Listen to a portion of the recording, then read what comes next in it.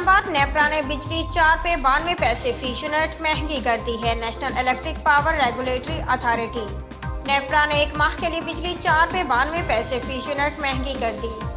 نیپرا نے بجلی مہنگی کرنے کا نوٹیفکیشن جاری کر دیا۔ قیمت میں یہ اضافہ فروری کے ماہانہ فیول ایڈجسٹمنٹ قیمت میں کیا گیا ہے، جس کا اطلاق لائف لائن اور کے الیکٹرک صارفین پر نہیں ہوگا۔ سعودی عرب میں شوال کا چاند نظر نہیں آیا، جس کے بعد عید الفطر 10 اپریل بروز بدھ کو ہوگی۔ سعودی عرب میں شوال کا چاند دیکھنے کے لیے مختلف شہروں کے آبزرویٹریوں میں اجلاس ہوئے، جبکہ عوام سے بھی چاند دیکھنے کی اپیل کی گئی تھی۔ تاہم مملکت میں کہیں سے بھی چاند دیکھنے کی شہادتیں موصول نہیں ہوئی۔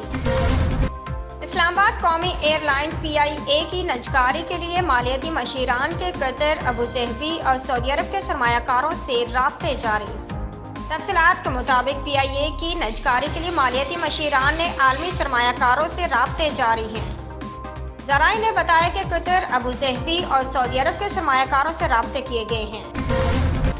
اسلام آباد تحریک انصاف نے چیئرمین اور ڈپٹی چیئرمین سینیٹ کے انتخاب کے بائیکاٹ کا اعلان کرتے ہوئے انتخاب عدالت میں چیلنج کرنے کا فیصلہ کر لیا۔